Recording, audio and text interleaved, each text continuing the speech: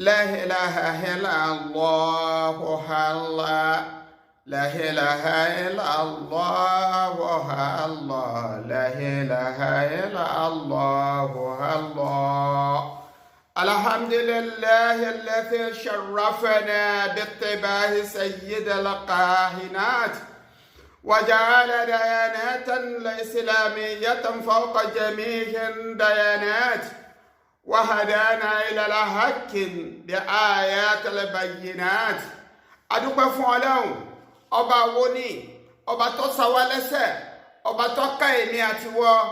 ọba tó ṣàánú èmi àtiwọ ọba tó ní ká máa bẹ nínú ẹni tí ó máa bá wọn rí àwẹ̀ tọdún ní bìdáyà rẹ̀ tá a bẹ̀rẹ̀ yìí wòye ànálà ń sọ fọ́lọ́run pé Ọlọ́run mọ́sà tún sọ wá dùn ní nígbà tá a gba tàná tán tọdún tó lọ à ń bẹ Ọlọ́run kọ́lọ́run fi wá sínú ẹni tí ó rí ọdún mi Ọlọ́run wá ṣàánú èmi pẹ̀lú rẹ̀ Ọlọ́run ní a máa bẹ nínú ẹni tí ó rí ọdún yìí Ọlọ́run ní ká máa bẹ nínú ẹni tó bẹ̀rẹ̀ rẹ̀ ǹjẹ́ tó bá wá rí bẹ́ẹ̀ alhamdulillahi sharafana bitibai sayyidil kahinati ọba tó ṣàánú wa tí ò jẹ́ ọmọ jásí pé látọdún tó ti lọ àti wá wà nínú ẹni tí wọ́n mọ̀ ní ó ti kúrò nínú ẹ̀sìn ìsìlámù ó ti bá sínú ẹ̀sìn míì nǹkan míì ní í ṣe tọ́lọ́run ti bọ́ lọ́wọ́ rẹ̀ وجعل ديانات الإسلام فوق جميع الديانات ọba tó wá fi ẹ̀sìn ìsìlámù náà tó fi wá sí wa lọ́ṣọ̀ọ́ tó fi ṣàpọ́nlé wa tó fi ṣìkẹ́ wa tó ní a máa bẹ nínú ẹni tó mọ àmọ̀dájú tó wá fi ìsìlámù náà lékè gbogbo tí ń jẹ́ gbogbo nǹkan tá a máa pè lẹ́sìn tí ń jásí pé kò sẹ́sìn míì lẹ́yìn ìsìlámù mọ́ ìsìlámù náà lọ́nà wàhádàánà ìlàákì ó jẹ́ amójú ọ̀nà tọ́tọ́ tàbí sọ pé siratal mustaqim siratal ladina an'amta alayhim ghayril maghdubi alayhim waladdallin ọba yìí ló ṣàánú mi òun ló ṣàánú wọn náà ló jẹ́ ká mọ̀ yìí pé ọ̀nà tọ́tọ́ náà ní Islam ìmọ̀ àmọ́ yìí pé ọ̀nà tọ́tọ́ ní ìsìlámù ó wá ṣàánú wa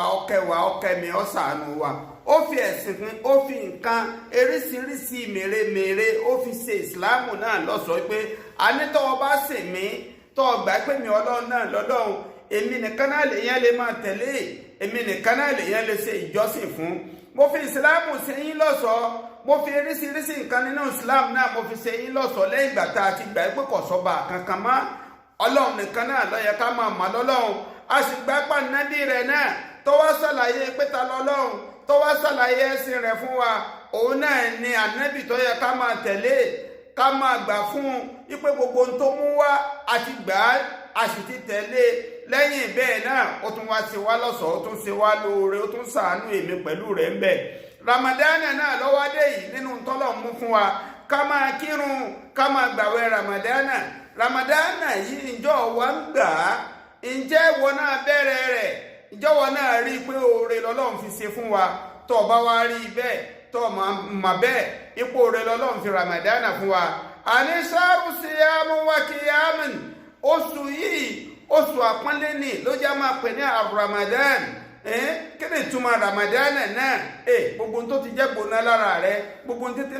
bà ọ́ nínú jẹ́ Ramadan Ọlọ́run ó ṣe ìrọ̀rùn fún wa látara rẹ̀ yóò gbé gbóná náà kúò yóò gbé ewu náà kúò fún wa sáàrù síyámù wa kíyámù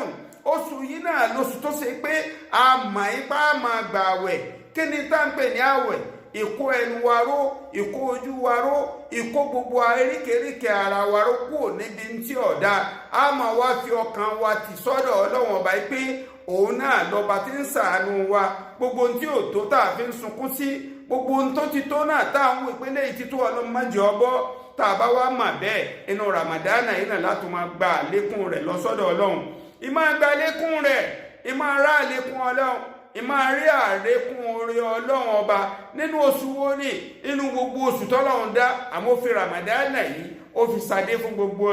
gbogbo oṣù náà Ramadana yìí náà máa rí kí láà máa pè é a máa pè ní shahrun tilawatul Qur'ani oṣù tó ṣe pé Qur'ani bó ṣe ń kà á bọ̀ tẹ́lẹ̀ bí ò tiẹ̀ dúró déédéé lára rẹ bí ò tiẹ̀ ṣe déédéé ara wọn Ọlọ́run wá kẹ́mi ó tún kẹwọ́ náà ó ní shahrun tilawatul Qur'ani oṣù tá a máa ka Qur'ani ni oṣù tá a máa kí Qur'ani ni ǹjẹ́ ó máa ké dáadáa ni ó máa ké dáadáa ni gbogbo ọba ti lè wò ó ké tó Ọlọ́run tó ọba dìde nàró tó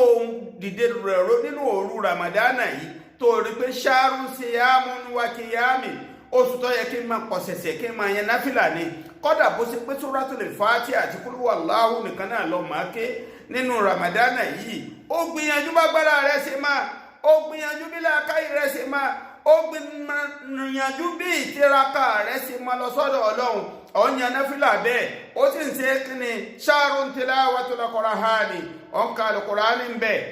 lẹ́yìn ìgbà tó ọ̀kà Al-Qur'ani yìí tán wa it'amu ta'amu lil miskina òun fún ẹni tó tó fún àwọn tí ò tó àwọn atọrọ jẹ ó tún sà nínú Ramadan ṣáàrùn muwashshatil fuqara'i wal masakin wal aramil wal aitami aláwọn tí ò tó àwọn tí wọ́n wà lérí ìrìn ni tó ṣe pé àwọn tẹ́ráfù ni àbáwọn tó ṣe pé bẹ́ẹ̀ nǹkan kù díẹ̀ fún wọn ṣàánú ọmọ ẹ̀yà mi tó o bá ṣàánú nínú oṣù yìí ìwọ náà tún rí gbà ní.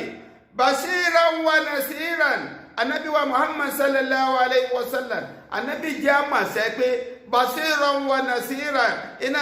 náà ni anabi jẹ́ fún wa ìmá jẹ́ Bashiran wa nasiran fún wa yìí bí ti fún wa ní ìró tẹ́sí tó jẹ́ ká máa mọ̀ pé oore Ọlọ́run ní ìtọ́lọ́wọ́n bá fẹ́ ní Ramadana ló ti wá dé yìí Ramadana ló ti sọ̀kalẹ̀ yìí tanazalul malaikati báwọn màláíkà ó sì máa bẹ̀rẹ̀ tí wọ́n máa bẹ̀rẹ̀ lọ́wọ́ rẹ̀ nígbà wọ́n bá ń sọ̀kalẹ̀ pẹ̀lú pé kí ló fẹ́ kí ni wọ́n náà fẹ́ kọ́lọ́hún ó ṣe fún ọ lérí èyí tó ti ṣe fún ọ nínú èyí tó ti mọ̀ ọmọ ìyá mi lọ́kùnrin àti lóbìnrin ẹjẹ́ máa pé ṣáàrù Ramadan ṣáàrù mubarakan oṣù Ramadana yìí oṣù albarka ni tọ́lọ́hún fẹ́ ṣàlékún oore tó ti ṣe fún ọ tó fẹ́ ṣàlékún oore tó ti ṣe fẹ́mi náà bìdáyà Ramadana tó ní jẹ́ àkọ́kọ́ yìí má jẹ́ ọ lọ bẹ́ẹ̀ mọ́ ọ lọ́wọ́ má jẹ́ ká kọ́kọ́ Ramadana tó ní ọmọ abẹ nínú oṣù tó ṣe pọ̀ ọkàn pé ààbò sì sùn àwẹ̀ sì bẹ̀rẹ̀ Ramadana sì lọ bẹ́ẹ̀ tètè pọ̀ ṣẹ̀ṣẹ̀ lọ́sọ́dọ̀ Ọlọ́run rawọ́ rẹ̀ sókè irfa ayadi ila samahi tẹ́wọ́ rẹ̀ sọ́lọ́run káwọ́ rẹ̀ sókè kọ́mọ wá bẹ̀ kọ́mọ bẹ Ọlọ́run bá ya Rabbi ya ilahi wọ́lọ́ba tó lè ṣe kò sẹ́ni kankan tó lè ṣe tó